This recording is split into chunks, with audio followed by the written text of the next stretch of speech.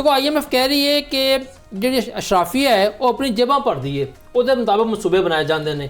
ਤੇ ਨੂਨ ਲੀਗ ਦੇ ਉੱਤੇ ਤੇ ਹਮੇਸ਼ਾ ਤੋਂ ਇਲਜ਼ਾਮ ਰਿਹਾ ਹੈ ਕਿ ਜਦੋਂ ਵੀ ਪਿਛਲੇ 15-20 ਵਰ੍ਹਿਆਂ ਤੋਂ ਕਿ ਜਦੋਂ ਵੀ ਆਉਂਦੀ ਹੈ ਤੇ ਇਹ ਸੀਮਟ ਸਰੀਆ ਤੇ ਜਿਹੜੇ ਨੇ ਬਾਕੀ ਚੀਜ਼ਾਂ ਐਸੇ ਮਨਸੂਬੇ ਖੜੇ ਕਰਦੀ ਹੈ ਜਿਹੜੇ ਹੁਜਮ 'ਚ ਵੱਡੇ ਹੁੰਦੇ ਨੇ, ਲੇਕਿਨ ਉੱਤੇ ਜਿਹੜਾ ਹੈ ਕਮਿਸ਼ਨ ਦਾ ਇਲਜ਼ਾਮ ਲੱਗਦਾ ਹੈ, ਕਿਕ ਬੈਕਸ ਦਾ ਇਲਜ਼ਾਮ ਲੱਗਦਾ ਹੈ।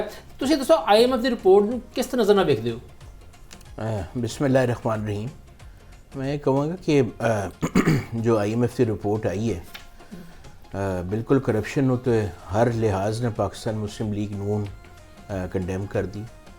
साड़ी पार्टी का मोटो यही है कि करप्शन को ख़त्म किया जाए तो एक साफ सुथरा पंजाब जो है करप्शन फ्री होवे। तो वो सिर्फ साड़ी पार्टी का नहीं, वो पाकिस्तान के मुस्तकबिल वास्ते भी बड़ी अहम चीज़ है। बिल्कुल अगर ये IMF ने कुछ पॉइंट्स दिते गए हैं तो मेरे ख्याल तो चीफ मिनिस्टर पंजाब के प्राइम मिनिस्टर शहबाज शरीफ साहब जो हैं इस ते भरपूर उन्होंने एक्शन लेना चाहिए तो लेंगे। तो सानू बिल्कुल 100% पाकिस्तान तो करप्शन का खात्मा करना चाहिए।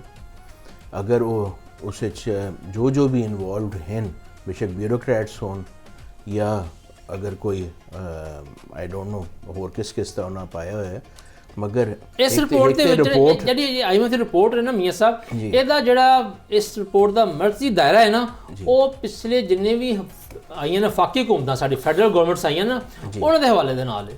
ਤੇ ਅਗਰ ਫੈਡਰਲ ਗਵਰਨਮੈਂਟਸ ਤਾਂ ਹੈ, ਮੇਰਾ ਤਾਂ ਜ਼ਾਹਿਰ ਤੌਰ 'ਤੇ ਇਹ ਹੈ ਕਿ ਮੈਂ ਪਿਛਲੇ 10 ਸਾਲਾਂ ਤੋਂ ਐਜ਼ ਮੈਂਬਰ ਪੰਜਾਬ ਅਸੈਂਬਲੀ ਰਿਹਾ। ਮੈਂ ਸ਼ਹਿਬਾਜ਼ ਸ਼ਰੀਫ ਸਾਹਿਬ ਨਾਲ ਵੀ ਇਹਦੇ ਚੀਫ ਮਿਨਿਸਟਰ ਸਨ 5 ਸਾਲ ਕੰਮ ਕੀਤਾ ਹੈ ਤੇ ਉਸ ਤੋਂ ਬਾਅਦ ਫਿਰ ਅਗਲਾ ਦੌਰ PTI ਦਾ ਆ ਗਿਆ ਸੀ। तो अल्लाह का शुक्र है असी तो अपनी पार्टी बिल्कुल करप्शन ना वेखी है, ना लीडरशिप की तरफों कोई इस तरह की चीज़ होती है। एक साफ सुथरी पाकिस्तान मुस्लिम लीग नून एक पार्टी, क्योंकि मेरी वालदा भी पिछले 40 साल तो इस पार्टी के नाल मुंसलिक हैं। मेरे नाना भी ये चीफ मिनिस्टर सन 51 तो 53 पाकिस्तान मुस्लिम लीग नून के। तो साडा तो यही पाकिस्तान मुस्लिम लीग नून का मोटो है कि करप्शन को एंड किया जाए, वही पाकिस्तान का मुस्तकबिल है। तो इस ते अगर जो रिपोर्ट आई है वो चीफ मिनिस्टर ते प्राइम मिनिस्टर को कड़ा एक्शन भी इंशाअल्लाह ताला लेना भी चाहिए तो लेंगे भी सही, knowing the chief minister and prime minister. Khalid क्यों साहब इस रिपोर्ट दे विच एक उन्होंने पैराग्राफ बनाया है कि करप्शन दे विच अदलिया जिहड़ी है वो पुलिस ते सरकारी इदारियां दे नाल सब तो करप्ट शोबा जिहड़ी है वो करार दित्ती गई है। ਹੁਣ ਤੁਹਾਨੂੰ ਪਤਾ ਹੀ ਹੈ ਕਿ ਪਿਛਲੇ 27ਵੀਂ ਤਰਮੀਮ ਸਾਡੀ ਅਦਲੀਆ ਦੇ ਹਵਾਲੇ ਨਾਲ ਇਸਲਾਹਾਤ ਵੀ ਆਈਆਂ ਨੇ, ਲੇਕਿਨ IMF ਦੀ ਰਿਪੋਰਟ ਜਿਹੜੀ ਹੈ ਉਹਨੇ ਸਾਬਤ ਕਰਤਾ ਹੈ ਕਿ ਵਾਕਈ ਸਾਡੇ ਜਿਹੜੇ ਜੱਜ ਨੇ ਜਾਂ ਅਦਲੀਆ ਉਹਦੇ ਸਭ ਅੱਛਾ ਨਹੀਂ ਹੈ। ਤੁਸੀਂ ਇਸ ਪੂਰੀ ਰਿਪੋਰਟ ਨੂੰ ਤੇ ਖਾਸ ਤੌਰ ਤੇ ਅਦਲੀਆ ਦੇ ਬਾਰੇ ਜਿਹੜਾ IMF ਦਾ ਪੈਰਾਗ੍ਰਾਫ ਹੈ ਇਹਦੇ ਬਾਰੇ ਕੀ ਕਹਿੰਦੇ ਹੋ? ਅੱਛਾ ਰਿਜ਼ਵਾਨ ਸਾਹਿਬ, ਇਹ ਜਿਹੜੀ ਰਿਪੋਰਟ IMF ਨੇ ਦਿੱਤੀ ਹੈ ਇਹਦੀ ਟਾਈਮਿੰਗ ਬੜੀ ਅਹਿਮ ਹੈ ਕਿ ਦਸੰਬਰ ਦੇ ਪਹਿਲੇ ਹਫਤੇ 'ਚ IMF ਦਾ ਜਿਹੜਾ ਬੋਰਡ ਹੈ ਉਹਦੀ ਮੀਟਿੰਗ ਹੋ ਰਹੀ ਹੈ ਔਰ ਬੋਰਡ ਦੇ ਵਿੱਚ ਪਾਕਿਸਤਾਨ ਦੀ 1 ਅਰਬ 20 ਕਰੋੜ ਡਾਲਰ ਜਿਹੜਾ ਪਾਕਿਸਤਾਨ ਦੀ ਕਿਸ਼ਤ ਹੈ ਉਹਦਾ ਫੈਸਲਾ ਹੋਣਾ। ਔਰ ਉਸ ਤੋਂ ਪਹਿਲੇ ਇਹ ਜਿਹੜੀ ਰਿਪੋਰਟ ਹੈ ਮੈਂ ਇਹਦੇ ਨੂੰ ਪੂਰਾ ਇੱਕ ਚਾਰ ਸ਼ੀਟ ਹੀ ਸਮਝਦਾ। ਇਹ ਚਾਰ ਸ਼ੀਟ ਕਿਸੇ ਇੱਕ, ਤੁਹਾਡੀ ਗੱਲ ਦਰੁਸਤ ਹੈ, ਕਿਸੇ ਇੱਕ ਹਕੂਮਤ ਦੇ ਖਿਲਾਫ ਨਹੀਂ, ਇਹ ਓਵਰਆਲ ਹੁਣ ਤੱਕ ਪਾਕਿਸਤਾਨ ਜਿੰਨੀਆਂ ਹਕੂਮਤਾਂ ਆਈਆਂ ਨੇ ਇਹ ਸਾਰਿਆਂ ਵਾਸਤੇ ਜਿਹੜਾ ਇੱਕ ਜਿਹੜਾ ਉਹਨਾਂ ਦੀ ਇੱਕ ਚਾਰ ਸ਼ੀਟ ਹੈ। ਔਰ ਇਹ ਖਾਸ ਤੌਰ 'ਤੇ ਮੌਜੂਦਾ ਜਿਹੜੀ ਹਕੂਮਤ ਹੈ ਉਹਦੇ ਵਾਸਤੇ ਇੱਕ ਬੜਾ ਵੱਡਾ ਚੈਲੰਜ ਹੈ ਕਿ ਜਿਹੜੀਆਂ IMF ਨੇ ਜਿਹੜੀਆਂ ਇਸਲਾਹਾਤ ਦਾ ਮੁਤਾਲਬਾ ਕੀਤਾ ਹੈ ਕਰਪਸ਼ਨ ਦੇ ਖਾਤਮੇ ਵਾਸਤੇ, ਗਵਰਨੈਂਸ ਨੂੰ ਬਿਹਤਰ ਬਣਾਉਣ ਵਾਸਤੇ, ਉਹਨਾਂ ਦੇ ਅਮਲ ਦਰਾਮਦ ਦੀ ਜਿਹੜੀ ਜ਼ਿੰਮੇਵਾਰੀ ਹੈ ਉਹ ਤਾਂ ਮੌਜੂਦਾ ਹਕੂਮਤ ਦੀ ਹੈ। ਲੇਕਿਨ ਇਹ ਚੈਲੰਜ ਸਿਰਫ ਹਕੂਮਤ ਦਾ ਨਹੀਂ ਜੇ, ਇਹ ਚੈਲੰਜ ਜਿਹੜਾ ਜੇ ਇਸ ਮੁਲਕ ਦੀ ਪਾਰਲੀਮੈਂਟ ਦਾ ਵੀ ਹੈ, ਇਸ ਮੁਲਕ ਦੇ तमाम ਸਿਆਸੀ ਜਮਾਤਾਂ ਦਾ ਵੀ ਹੈ। ਔਰ ਜਿੱਧਰ ਤੁਸੀਂ ਨਿਸ਼ਾਨਦੇਹੀ ਕੀਤੀ ਹੈ ਅਦਲੀਆ ਵਾਸਤੇ ਸਭ ਤੋਂ ਵੱਡਾ ਚੈਲੰਜ ਹੈ, ਕਿਉਂਕਿ ਇਸ ਰਿਪੋਰਟ ਦੇ ਵਿੱਚ ਸਭ ਤੋਂ ਜ਼ਿਆਦਾ ਜਿਹੜੇ ਸਵਾਲਾਤ ਔਰ ਸਖਤ ਤਰੀਨ ਜਿਹੜੇ ਸਵਾਲਾਤ ਉਠਾਏ ਗਏ ਨੇ ਉਹ ਅਦਲੀਆ ਦੇ ਬਾਰੇ ਉਠਾਏ ਗਏ ਨੇ। ਔਰ ਖਾਸ ਤੌਰ 'ਤੇ ਜਿਹੜੇ ਸਾਡੇ ਕਵਾਨੀਨ ਨੇ ਉਹਨਾਂ ਦੇ ਉਠਾਏ ਗਏ ਨੇ। ਔਰ ਜਿਹੜਾ ਇੱਥੇ ਪਾਕਿਸਤਾਨ ਦੇ ਅੰਦਰ ਜਿਹੜੇ ਪਾਕਿਸਤਾਨ ਦੇ ਮਕਾਮੀ ਸਰਮਾਇਆਕਾਰ ਜਾਂ ਗੈਰ ਮੁਲਕੀ ਸਰਮਾਇਆਕਾਰ ਇਨਵੈਸਟਮੈਂਟ ਕਰਨਾ ਚਾਹੁੰਦੇ ਨੇ, ਸਰਮਾਇਆਕਾਰੀ ਲਿਆਉਣਾ ਚਾਹੁੰਦੇ ਨੇ, ਉਹਨਾਂ ਨੂੰ ਜਿਹੜੀਆਂ ਰੁਕਾਵਟਾਂ ਦੇ ਮਸਾਇਲ ਦਾ ਸਾਹਮਣਾ ਵੇ ਖਾਸ ਤੌਰ 'ਤੇ ਅਦਾਲਤੀ ਸਤ੍ਹਾ 'ਤੇ ਉਹਨਾਂ ਦਾ ਵੀ ਜਿਹੜਾ ਬਾਰ-ਬਾਰ ਜਿਸ ਤਰ੍ਹਾਂ ਉਹਨਾਂ ਦੇ ਕੇਸਿਸ ਜਿਹੜੇ ਨੇ ਇਲਤਵਾ ਦੇ ਸ਼ਿਕਾਰ ਰਹਿੰਦੇ ਨੇ ਉਸ ਤਰਫ ਵੀ ਜਿਹੜੀ ਹੈ ਉਹ ਨਿਸ਼ਾਨਦੇਹੀ ਕੀਤੀ ਗਈ ਹੈ। ਲੇਕਿਨ ਰਿਜ਼ਵਾਨ ਸਾਹਿਬ ਮੈਂ ਸਮਝਦਾ ਕਿ ਇਹ ਮਾਮਲਾ ਜਿਹੜਾ ਇਹ ਇਸ ਵਾਸਤੇ ਪਾਕਿਸਤਾਨ 'ਚ ਕਰਪਸ਼ਨ ਜਿਹੜੀ ਹੈ ਉਹ ਖਤਮ ਨਹੀਂ ਹੋ ਸਕਦੀ ਕਿ ਸਾਡੀਆਂ ਜਿਹੜੀਆਂ ਹਕੂਮਤਾਂ ਆਉਂਦੀਆਂ ਨੇ ਉਹ ਜਿਹੜਾ ਇਤਸਾਬ ਦਾ ਨਾਰਾ ਹੈ ਉਹ ਨਾਰਾ ਤੇ ਲਾਉਂਦੀਆਂ ਨੇ, ਉਹ ਕਰਪਸ਼ਨ ਦੇ ਖਾਤਮੇ ਦਾ ਐਲਾਨ ਤੇ ਕਰਦੀਆਂ ਨੇ ਔਰ ਕਰਪਸ਼ਨ ਦੇ ਖਾਤਮੇ ਵਾਸਤੇ ਇਤਸਾਬ ਦੇ ਅਦਾਰੇ ਵੀ ਬਣਾਉਂਦੇ ਨੇ।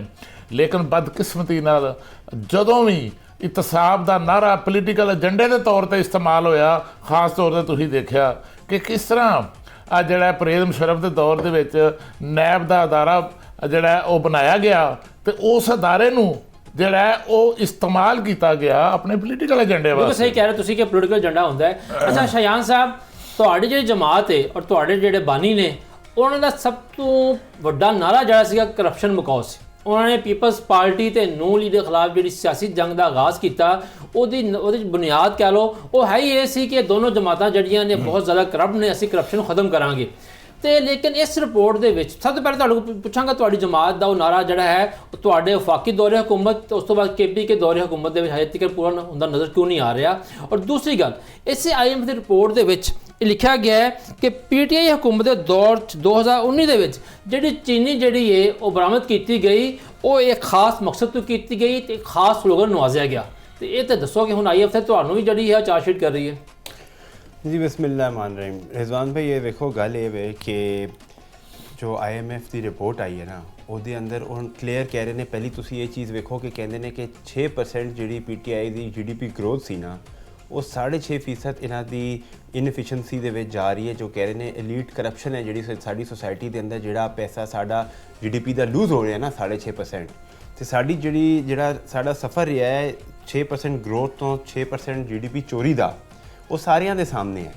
ਜਿਹੜੀ 2019 ਦੀ ਰਿਪੋਰਟ ਸ਼ੂਗਰ ਦੀ ਉਹ ਕੇਸ ਸਟੱਡੀ ਦੀ ਗੱਲ ਕਰ ਰਹੇ ਨੇ, ਕਿਉਂਕਿ ਸ਼ੂਗਰ ਇੰਡਸਟਰੀ ਵਾਹਿਦ ਉਹ ਇੰਡਸਟਰੀ ਹੈ ਜੋ ਇੱਕ ਪ੍ਰਾਇਮਰੀ ਕੇਸ ਸਟੱਡੀ ਹੈ ਪੋਲੀਟੀਕਲ ਮਾਫੀਆ ਦਾ ਜਿਹੜਾ ਕੰਟਰੋਲ ਹੈ, ਬਿਜ਼ਨਸ ਪੋਲੀਟੀਕਲ ਮਾਫੀਆ ਦਾ, ਕਿਉਂਕਿ ਉਹਦੇ ਅੰਦਰ ਸਾਡਾ ਜਿਹੜਾ ਐਗਰੀਕਲਚਰ ਕੰਟਰੋਲ ਹੁੰਦਾ ਹੈ ਮਾਫੀਆ ਦਾ, ਕਿਸਾਨ ਨੂੰ ਦਬਾਇਆ ਜਾਂਦਾ ਹੈ, ਜੋ ਪ੍ਰਾਈਸ ਫਿਕਸਿੰਗ ਕੀ ਜਾਂਦੀ ਹੈ, ਆਵਾਮ ਦਾ ਪੈਸਾ ਲੁੱਟਾ ਜਾਂਦਾ ਹੈ, ਬਾਹਰ ਪੈਸੇ ਭੇਜੇ ਜਾਂਦੇ ਨੇ।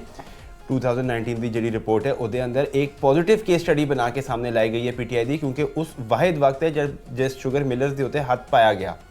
ਉਹਦੇ ਅੰਦਰ ਜਿੰਨੇ ਸ਼ੂਗਰ ਮਿਲ ਸੀ ਸਨ, ਜਹਾਂਗੀਰ ਤਰੀਨ ਦੀ ਸ਼ੂਗਰ ਮਿਲ, ਜਹਾਂਗੀਰ ਤਰੀਨ ਸਾਡਾ ਸਭ ਤੋਂ ਇੰਪੋਰਟੈਂਟ ਆਦਮੀ ਸੀ, ਲੇਕਿਨ ਉਹਦੀ ਜਿਹੜੀ ਐਕਸਪੋਰਟ ਦੀ ਇਰੈਗੂਲੈਰਿਟੀ ਸੀ, ਉਦੋਂ ਉਸ ਤੋਂ ਸਾਡਾ ਕਰਪਸ਼ਨ ਦੇ ਕੇਸ ਖੁੱਲੇ। ਉਹਦੇ ਅੰਦਰ ਰਹੀਮ ਯਾਰ ਖਾਨ ਸ਼ੂਗਰ ਮਿਲ ਵੀ ਆਈ, ਜੋ ਸਾਡਾ ਫੈਡਰਲ ਮਿਨਿਸਟਰ ਖੁਸਰੋ ਬਖਤਿਆਰ ਸੀ, ਉਹਦੀ ਸ਼ੂਗਰ ਮਿਲਾਂ ਸਨ। ਤੇ ਸਿੰਧ ਦੀ ਸ਼ੂਗਰ ਮਿਲਾਂ, ਜਿਹੜੀ ਜ਼ਰਦਾਰੀ ਦੀ ਸ਼ੂਗਰ ਮਿਲਾਂ ਸਨ, ਇੱਥੇ ਇਹ ਸ਼ਰੀਫ ਫੈਮਿਲੀ ਦੀ sugar mill, Ramzan sugar mill ਔਰ ਚੌਧਰੀ ਸ਼ੂਗਰ ਮਿਲ, ਸਾਰੀ ਸ਼ੂਗਰ ਮਿਲਾਂ ਸਨ। ਉਹਦੇ ਅੰਦਰ ਚੀਨੀ ਬਰਾਮਦ ਨਹੀਂ ਹੋਈ। ਉਹਦੇ ਅੰਦਰ ਪੂਰੀ ਸਪਲਾਈ ਚੇਨ ਦੇ ਅੰਦਰ ਜਿਹੜੀ ਕਰਪਸ਼ਨ ਸੀ ਉਹ ਬੇਨਕਾਬ ਹੋਈ। ਉਹਦੇ ਅੰਦਰ ਤੁਹਾਡੀ ਜਿਹੜੀ 20% ਤੋਂ 25% ਆਫ ਬੁੱਕਸ ਪ੍ਰੋਡਕਸ਼ਨ ਹੁੰਦੀ ਸੀ, ਉਹ ਫੜੀ ਗਈ ਉਹਨਾਂ ਦੀ ਕਿ ਉਹ ਡਿਕਲੇਅਰ ਨਹੀਂ ਹੁੰਦੀ ਸੀ, ਉਹਦੇ ਉੱਤੇ ਟੈਕਸ ਨਹੀਂ ਪੇ ਹੁੰਦਾ ਸੀ। ਉਹਦੇ ਬਾਅਦ ਜਾਣ ਪੂਛ ਕੇ ਇਨਵੈਂਟਰੀ ਕਮ ਸ਼ੋ ਕਰਾ ਕੇ ਮਾਰਕੀਟ ਦੇ ਅੰਦਰ ਸ਼ਾਰਟੇਜ ਕ੍ਰੀਏਟ ਕੀਤੀ ਜਾਂਦੀ ਸੀ, ਪ੍ਰਾਈਸ ਉੱਤੇ ਕੀ ਜਾਂਦੀ ਸੀ। ਫਿਰ ਨਵੰਬਰ ਕ੍ਰਸ਼ਿੰਗ ਸੀਜ਼ਨ ਤੋਂ ਪਹਿਲਾਂ ਚੀਨੀ ਬਾਹਰ ਐਕਸਪੋਰਟ ਕਰ ਦੇਣੀ, ਮਈ ਜੂਨ ਦੇ ਅੰਦਰ ਉਹਦੇ ਬਲੈਕ ਮਾਰਕੀਟ ਕਰਕੇ ਪੈਸੇ ਕਮਾਣੇ। ਉਹਦੇ ਬਾਅਦ ਸ਼ੂਗਰ ਇੰਪੋਰਟ ਲਿਆ ਕੇ ਸਬਸਿਡਾਈਜ਼ ਇੰਪੋਰਟ ਲਿਆ ਕੇ ਮਾਰਕੀਟ ਨੂੰ ਥੱਲੇ ਲੈ ਕੇ ਜਾਣਾ ਤਾਂ ਕਿ ਸ਼ੂਗਰ ਕੇਨ ਵਾਲਿਆਂ ਨੂੰ ਕੀਤਾ ਜਾਏ, ਪ੍ਰੈਸ਼ਰ ਕੀਤਾ ਜਾਏ ਤਾਂ ਕਿ ਸ਼ੂਗਰ ਕੇਨ ਸਸਤੀ ਮਿਲੇ। ਪੂਰਾ ਜਿਹੜਾ ਇਹਨਾਂ ਦਾ ਸਿਸਟਮ ਹੈ, ਪੂਰਾ ਮਾਫੀਆ ਹੈ। ਫਿਰ ਇਹਨਾਂ ਦੇ ਸੱਟੇ ਦੇ ਸਿਸਟਮ ਸਨ, ਉਹਦੇ ਅੰਦਰ ਸੱਟਾ ਹੁੰਦਾ ਸੀ ਸ਼ੂਗਰ ਮਾਰਕੀਟ ਦੇ ਅੰਦਰ, ਸ਼ੂਗਰ ਮਿਲਾਂ ਸੱਟਾ ਫੈਸਿਲਿਟੇਟ ਕਰਦੇ ਸਨ। ਉਹਦੇ ਬਾਅਦ JKT ਜਹਾਂਗੀਰ ਤਰੀਨ ਦੀ ਸ਼ੂਗਰ ਮਿਲਾਂ ਦੇ ਸੱਟੇ ਗਰੁੱਪ ਫੜੇ ਗਏ, ਇਹਨਾਂ ਦੀ ਫੋਰੈਂਸਿਕ ਆਡਿਟ ਹੋਇਆ, ਇਹਨਾਂ ਦੀ ਟੀਟੀਆਂ ਫੜੀ ਗਈਆਂ। ਉਹਦੇ ਬਾਅਦ ਇਹਨਾਂ ਦੇ ਜਿਹੜੇ ਸੱਟੇ ਦੇ ਗਰੁੱਪ ਸਨ ਉਹ ਫੜੇ ਗਏ। ਇਹਨਾਂ ਦੀ ਜੋ ਮਿਸ ਵੈਲਿਊਏਸ਼ਨ ਸੀ ਫਾਰੂਕੀ ਪਲਪ ਸ਼ੂਗਰ ਦੀ, ਉਹ ਸਾਰੀ ਤੁਸੀਂ ਪੜ੍ਹੋ ਨਾ, ਤੁਹਾਨੂੰ ਪਤਾ ਲੱਗੇਗਾ ਕਿ ਇੰਨਾ ਕੰਪਰੀਹੈਂਸਿਵ ਕੰਮ ਹੋਇਆ ਹੀ ਨਹੀਂ ਸ਼ੂਗਰ। ਮੈਨੂੰ ਜ਼ਰਾ ਗੱਲ ਕੰਪਲੀਟ ਕਰਨ ਦਿਓ। ਦੇਖੋ ਉਸ ਦੇ ਬਰਅਕਸ ਦੇਖੋ ਤੇ ਨਵਾਜ਼ ਸ਼ਰੀਫ ਔਰ ਇਹ ਸ਼ਹਬਾਜ਼ ਸ਼ਰੀਫ ਲੋਕਾਂ ਦੀ ਇਹ ਨੂਨ ਲੀਗ ਵਾਲੇ ਜਿਹੜੇ ਇਹਨਾਂ ਦੇ ਹੈ ਚੀਫ ਨੇ, ਉਹਨਾਂ ਦੀ ਆਪਣੀ sugar mill Ramzan sugar mill ਦੀ 16 ਅਰਬ ਦੀ ਟੀਟੀਆਂ ਫੜੀ ਗਈਆਂ। ਇਹਨਾਂ ਦੇ ਮਕਸੂਦ ਚਪੜਾਸੀ ਦੇ ਅਕਾਊਂਟਾਂ 'ਚ ਪੈਸੇ ਲੱਗੇ ਹੋਏ ਸੀ ਤੇ ਉਹ ਸਾਰੀ ਇਨਵੈਸਟੀਗੇਸ਼ਨ ਜਿਸ ਦਿਨ ਵਜ਼ੀਰ ਆਜ਼ਮ ਬਣ ਰਹੇ ਸਨ ਉਹ ਇੱਕ ਦਿਨ ਪਹਿਲੇ ਇੰਡਾਈਟ ਹੋਣਾ ਸੀ ਇਹਨਾਂ ਨੇ ਤੇ ਉਹ ਇਨਵੈਸਟੀਗੇਸ਼ਨ ਕਲੋਜ਼ ਹੋ ਗਈ। ਉਹ ਅੱਜ ਤੱਕ ਓਪਨ ਐਂਡ ਸ਼ਟ ਕੇਸ ਹੈ। ਇਸੇ ਤਰ੍ਹਾਂ ਜੋ PTI ਦੌਰ ਦੇ ਅੰਦਰ 2019 ਦਾ ਸ਼ੂਗਰ ਮਿਲ ਕਮਿਸ਼ਨ ਬਣਿਆ ਸੀ, ਉਹਦੀ ਇਨਵੈਸਟੀਗੇਸ਼ਨ ਰਿਪੋਰਟ ਅੱਜ ਵੀ ਦਸਤਿਆਬ ਹੈ, ਤੁਸੀਂ ਉਹਨੂੰ ਪੜ੍ਹ ਲਓ। ਪ੍ਰੋਬਲਮ ਇਹ ਉਹਦੇ ਉੱਤੇ ਇੰਪਲੀਮੈਂਟੇਸ਼ਨ ਨਹੀਂ ਹੋਈ। ਇੰਪਲੀਮੈਂਟੇਸ਼ਨ ਕਿਉਂ ਨਹੀਂ ਹੋਈ ਕਿ ਜਿਸ ਵਕਤ ਇਹ ਰਜੀਮ ਚੇਂਜ ਹੋਇਆ ਹੈ ਇਹ ਨਵੇਂ ਲੋਕ ਆਏ ਨੇ, ਸਾਥ ਹੀ ਸਾਰਿਆਂ ਨੂੰ ਐਮਨੈਸਟੀ ਮਿਲ ਗਈ ਤੇ ਇਨਵੈਸਟੀਗੇਸ਼ਨ ਡ੍ਰੌਪ ਹੋ ਗਈ। ਸਹੀ। ਪੀਟੀਆਈ ਦੀ ਗਵਰਨਮੈਂਟ ਦਾ ਇਹਦੇ ਅੰਦਰ ਕਸੂਰ ਨਹੀਂ ਹੈ। ਅੱਛਾ